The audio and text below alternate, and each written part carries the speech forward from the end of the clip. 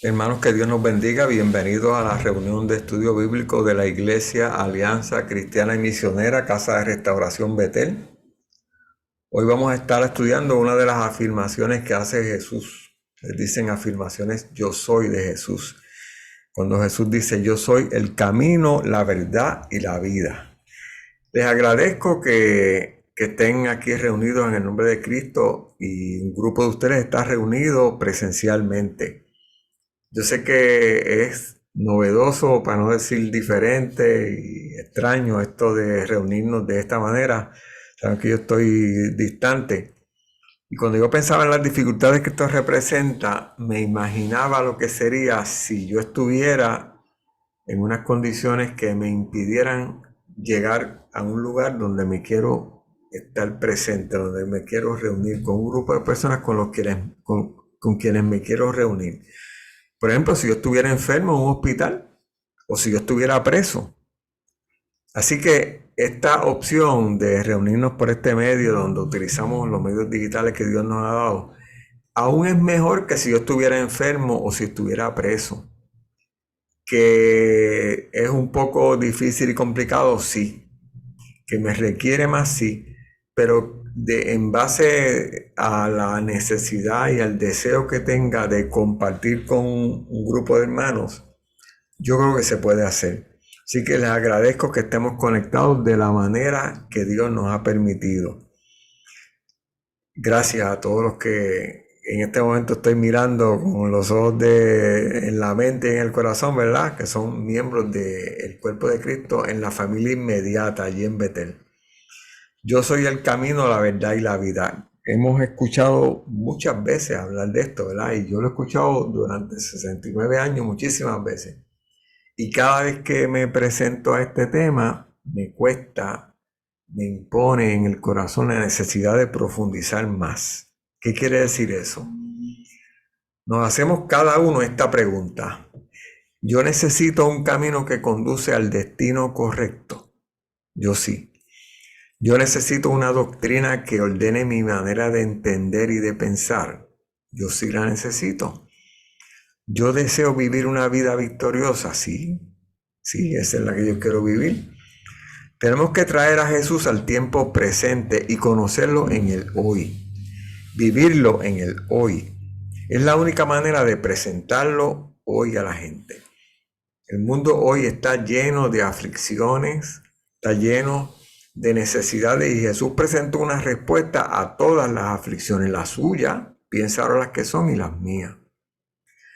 Jesús presentó un camino para llegar a un reino sin aflicción. Presentó una verdad que sostiene, que me ayuda a entender, que me ayuda a comprender y que ordena mi vida. Y presentó la vida victoriosa, la vida de victoria, de realmente sentirnos que estamos cumpliendo el propósito de Dios. ¿Camino a dónde? ¿Cuál es la verdad? ¿Cuál es la vida que Jesús nos presenta y que Dios nos provee? Eso tiene efecto en mi vida. ¿Cómo me ayuda a mí eso en lo práctico a enfrentar las situaciones del día a día, verdad? Pues Jesús se presentó así: el camino, la verdad y la vida. En aquel momento, según vemos en la lectura bíblica, no lo entendieron. Y hoy en día, ¿ustedes creen que la gente lo está comprendiendo? Lo importante es que yo lo comprenda, ¿verdad? Eso no es una situación, esa falta de comprensión no es de hoy. Si usted mira los evangelios y si miramos los primeros siglos de la iglesia, de la era cristiana, encontramos la incredulidad y la batalla en torno a quién fue Jesús. Usted ha escuchado un dicho popular, yo lo he escuchado, que dice: se armó la de Dios es Cristo. Pues se refiere a un momento histórico donde se armó una batalla grande, una controversia enorme respecto a si Cristo y Dios eran la misma persona. Se usa para referirse a una batalla interminable y una batalla cruel. Hubo muerte, costó sangre entre los que sostenían que Jesucristo era Dios y sus contrarios. Ese era un asunto trascendental y hoy en día es trascendental. Y aún hoy la humanidad no conoce quién es Jesús y quién es Dios. La vida eterna de nosotros está relacionada para bien y para mal. Unos la obtendrán y otros no. Con el conocimiento que tengamos de quién es Jesús. Y las necesidades diarias también, el día a día, el hoy, el momento actual. El ahora es diferente cuando yo conozco a Jesús. Y qué pasa en mi vida cuando Él está conmigo, ¿verdad? El domingo el pastor enfatizó la relación entre la vida de satisfacción y el agradecimiento. Vivo agradecido, hay satisfacción en mi vida. El hecho es que la salud mental, esa sensación de bienestar y la felicidad están directamente relacionadas al agradecimiento. Eso está probado científicamente, los terapeutas lo utilizan. Es decir, que el agradecimiento es medicinal y es constructivo en su vida. Pues yo puedo estar agradecido de alguien a quien yo no conozco. ¿Será importante conocerlo para estarle agradecido? Pues obviamente, ¿verdad? Podemos estar agradecidos de una vida donde no tenemos apoyo, donde no tenemos sostén, provisión o dirección. Pues así vive mucha gente. Pues no pueden estar agradecidos. El caso que el pastor mencionaba de una persona que decía, yo no tengo razones para estar agradecido. Pues claro, porque no conoce la fuente, el camino, la verdad y la vida. Cuando pienso en esto me doy cuenta de que demasiadas personas viven sin agradecimiento, porque no conocen quién es Jesús. Pero hay algo más. Hay que amar a Jesús. La gente ama a Jesús. Conocen a Jesús. Conocer a Jesús me hace amarlo más. Una forma más confrontativa de decir esto es: nosotros afirmamos que amamos al Señor. ¿Se puede amar a alguien a quien no se conoce? O otra manera de decirlo entonces más benigna: cuando yo lo conozco bien, lo amo más. Mientras más conozcamos al Señor, más le amaremos. Y mientras más le amemos, más le adoraremos, más le obedeceremos. Como resultado, seremos más semejantes a Él y tendremos la experiencia de lo que el apóstol Pedro llamó crecer en la gracia y el conocimiento de nuestro Señor y Salvador Jesucristo, como lo encontramos en 2 de Pedro 3:18. Conocer a Jesús me hace brillar. ¿Ustedes recuerdan un incidente que encontramos en la epístola de Pablo, donde él utiliza un incidente en la vida de Moisés que encontramos en Éxodo 34 y lo describió de esta manera? Por tanto, nosotros todos, mirando a cara descubierta como en un espejo la gloria del Señor, somos transformados de gloria en gloria en la misma imagen, como por el mismo Espíritu del Señor. Moisés no se daba cuenta de que su cara brillaba, pero los demás sí. Él estaba siendo transformado y las personas lo veían. Dice que cuando Moisés descendió del monte Sinaí, traía en sus manos las 2 tablas de la ley, pero no sabía que por haberle hablado el Señor, de su rostro salía un haz de luz. A nosotros nos ha hablado el Señor. Esa es la forma más pura y más potente de predicar el Evangelio. Moisés no sabía que como resultado de haber hablado con el Señor su cara brillaba. Las caras de las personas comienzan a brillar y no se dan ni cuenta. Sus vidas comienzan a hacer luz a medida que van conociendo mejor y mejor al Señor. Cuando saben que Él es camino, que Él es verdad y que es vida.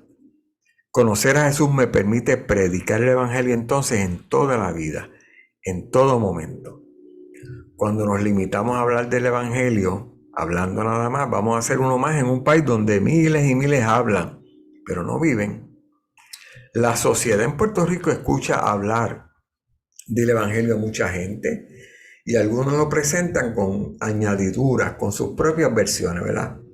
La prosperidad es una versión, el humanismo es una versión, el liberalismo es una versión, el conservadurismo y bla, bla, bla.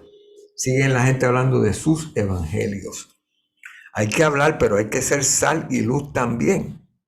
De esa forma demostramos que el evangelio que presentamos es legítimo y auténtico.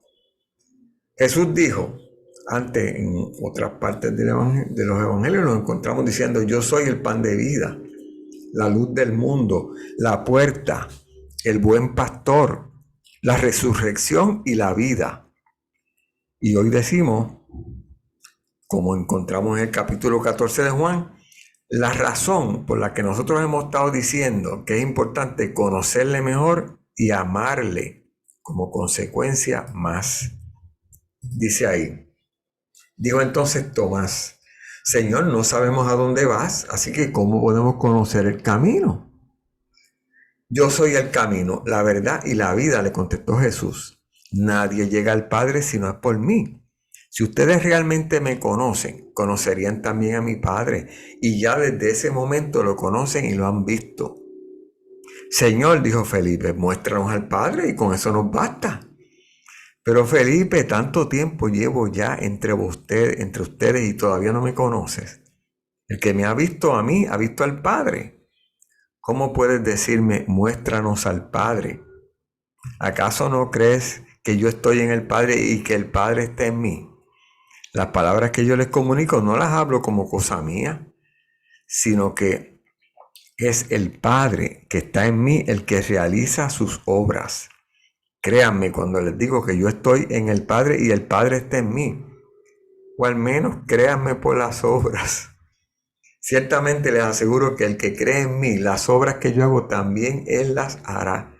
Y aún las hará mayores, porque yo vuelvo al Padre. Cualquier cosa que ustedes pidan en mi nombre, yo la haré. Así será glorificado el Padre en el Hijo. Lo que pidan en mi nombre, yo lo haré. Jesús es el camino, ¿a dónde?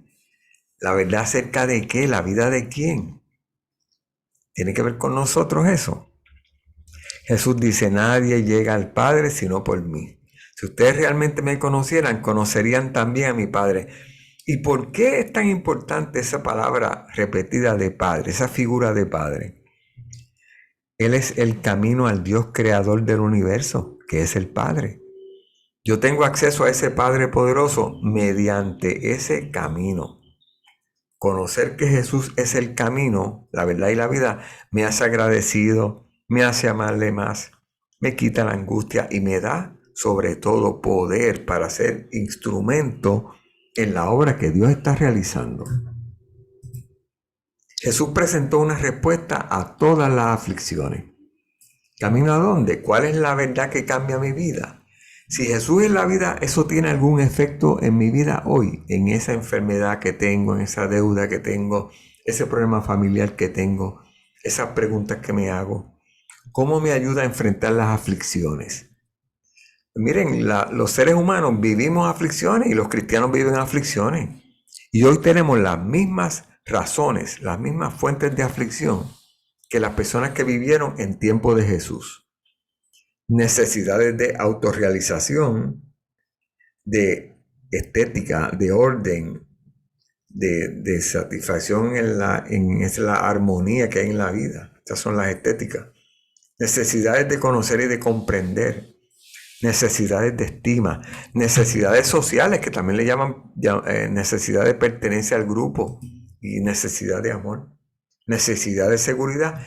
Y en el número 1, pero abajo, está la fisiológica. ¿Por qué? Porque abajo está en esa pirámide, ¿verdad? La necesidad de alimentarme, si no me voy a morir a los 3 o 4 días. Pero verán que mencionamos al principio la necesidad que mejor refleja la condición elevada del ser humano. La número 1 es la necesidad de autorrealización. Esa es la necesidad de cumplir el propósito del Creador. Yo me alimento todos los días, ¿verdad? Pero lo que más me acerca al Padre es el propósito cumplido en mi vida, la realización personal del ser humano. Es usted llevar a cabo el propósito de Dios es lo más elevado y lo más que lo acerca a Él. Las necesidades humanas deben satisfacerse desde lo fundamental, ¿verdad? Que es alimentarse, hasta lo más elevado. Sentir que lo he hecho, que he sido exitoso, que he cumplido. No se puede confundir ninguna de las fuentes de satisfacción. Si yo me confundo en la necesidad de nutrirme y mi alimento de azúcar y de grasa, me voy a matar, me voy a morir. Si yo me confundo en la necesidad de satisfacción de la necesidad de realización y lo hago con la riqueza, con el poder, pues voy a la destrucción igual que si estuviera comiendo comida chatarra. No me puedo confundir. La fuente de realización es Dios. Esa fuente que satisface todas las necesidades y que lo hace desde la forma perfecta está en el Señor. ¿Quién es esa fuente de satisfacción? Jesús presentó a sus discípulos y hasta hoy nos presenta esa fuente de satisfacción, de salud y de vida, y lo hace utilizando la figura del Padre. Porque si Él lo utilizara de forma filosófica, sería difícil de entender, pero lo presenta de una manera práctica. Mi Padre es la fuente de seguridad, de provisión, de dirección. Esa es la figura paternal. No el Padre imperfecto, no el Padre humano, el Padre perfecto. Ese es el que lo provee todo, ese es el que cumple todo lo que usted necesita en este momento mientras me escucha. Ahí está la fuente. Recuerden, ¿y cuál es el camino que me lleva a esa fuente, verdad? Jesús presentó a sus discípulos esa figura paternal antes de concluir su ministerio y nos la presenta hoy, ¿verdad? Porque acudimos al Padre cada vez que tenemos necesidad. Ese es nuestro refugio. Por eso Él utiliza esa figura paternal. Los evangelios describen la dificultad para comprender esa expresión del Jesús. Vamos a leer esto para que veamos la misma situación que vimos hoy. Lo mismo que vemos hoy lo vimos según descrito en el Evangelio. Vamos al capítulo 8 de Juan. Él dice, Jesús se dirigió entonces a los judíos que habían creído en Él. No es a los incrédulos, a los que habían creído, y les dijo, si se mantienen fieles a mis enseñanzas, serán realmente mis discípulos y conocerán la verdad, y la verdad os hará libres. Nosotros somos descendientes de Abraham, le contestaron en el versículo 33, y nunca hemos sido esclavos de nadie. Le estaban contestando a aquel a quien ellos decían que habían creído. ¿Cómo puedes decir que seremos liberados?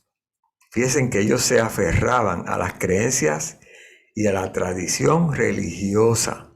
Y eso era más importante para ellos que las palabras de Jesús. Lo veían con sus ojos.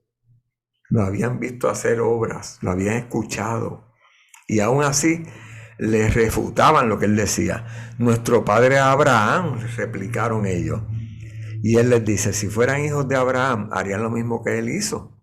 Ustedes, en cambio, quieren matarme, a mí que les he expuesto la verdad que he recibido de parte de Dios. Abraham jamás haría tal cosa. Las obras de ustedes son como las de su padre. Nosotros no somos hijos nacidos de prostitución, les reclamaron ellos. Un solo padre tenemos y es el Dios mismo. Y ellos vuelven a repetir la seguridad que tienen en sus creencias religiosas, en sus tradiciones, en sus dogmas, por encima de lo que les dice Jesús. ¿No ocurre eso hoy en día? Viendo esto, podemos entender la dificultad de nosotros y de ellos y de todos para comprender los mensajes y las palabras cuando se salen de la tradición y los dogmas. Nos podemos humillar ante las palabras del Señor y desaprender todas esas tradiciones y escucharlo a Él. Pero ese mensaje del amor cuidador y proveedor de Dios, que es diferente al mensaje del Dios juez y legalista, que era la tradición y sigue siendo hoy en día tradición, esa es la médula del Evangelio. Y Jesús siguió elaborándolo en aquel momento y para beneficio nuestro hoy. Primero va presentando la figura paternal como la fuente de vida, la fuente del cuidado, la fuente de la realización personal en esa vida. La figura del Dios juez, que aún hoy en día es la que vemos enfatizada, es sustituida por el Dios Padre. Dios Padre es proveedor, cuidador, fuente de amor para usted y para mí, fuente de capacidad, y nos llevará a cumplir su propósito, que es la realización personal de sus hijos. Y Jesús es el camino que conduce ahí, es la verdad, la doctrina que nos enseña eso, y la vida victoriosa, plena, capaz, poderosa. Jesús es el camino que nos conduce a esa verdad. El cristianismo no es un credo, no es una organización, no es una religión. El cristianismo es la vida de Dios en nosotros, la vida de Dios en usted. Y Jesús es el camino que nos conduce a esa vida. La vida es una, no hay muchas vidas. Hay una vida que es Cristo. Y los seres humanos somos partícipes de esa vida. Si lo aceptamos, ¿verdad? Si queremos ser partícipes. Aunque algunas personas no lo entienden, no lo reconocen, no lo aceptan, tenemos la vida de Dios en Cristo. Dice en 1 de Juan 5:11, y el testimonio es este, que Dios nos ha dado vida eterna, y esa vida está en su Hijo. Y el que tiene al Hijo tiene la vida. El que no tiene al Hijo de Dios no tiene la vida. La verdad está en Jesús. La verdad clave es la encarnación de Dios, que es Jesús. Esa verdad es clave, que Dios se encarnó para alcanzarme a mí. Y con mi participación en Cristo, la presencia de Dios en mí. He sido crucificado con Cristo y ya no vivo yo, sino que Cristo vive en mí. Lo que ahora vivo en el cuerpo, lo vivo por la fe en el Hijo de Dios, que me amó y dio su vida por mí. ¿Esa verdad nos da ánimo? Claro que sí, pero no se limita a darnos ánimo, nos da algo más, nos da capacidad. Usted quiere poder, con letra mayúscula, poder resolver, poder entender, poder comprender, poder hacer, poder llevar. Pues sí, hay que recordarlo cada vez que nos encontramos pensando, las cosas no van a cambiar. Ese pensamiento terrible que nos inmoviliza está todo el tiempo presente. Nosotros no, las cosas son así, las cosas no van a cambiar.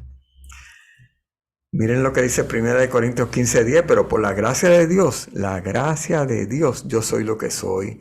Y la gracia que Él me concedió no fue infructuosa. La gracia da frutos, empodera, capacita.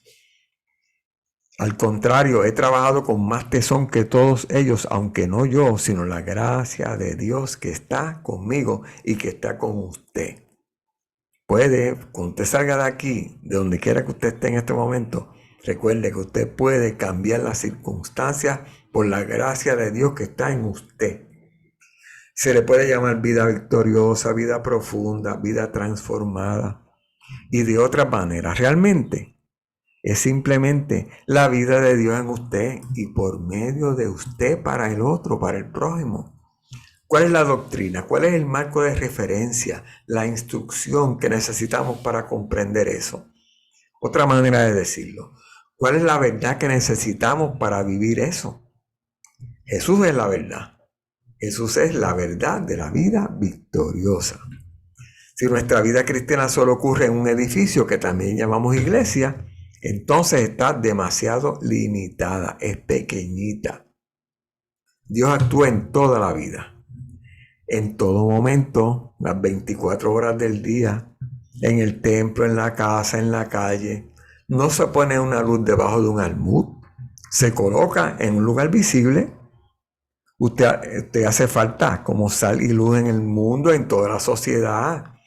En el supermercado, en la escuela, en la fila. Los cristianos pueden ser sal y luz, bendecir con sus vidas al mundo para que Dios tome dominio de las vidas en el mundo.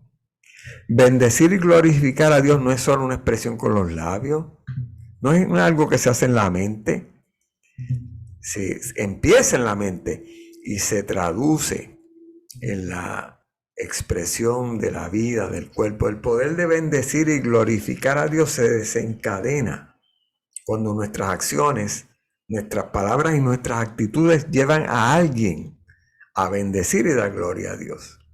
Se glorifica a Dios en la mente y en el prójimo. Esa es la vida victoriosa.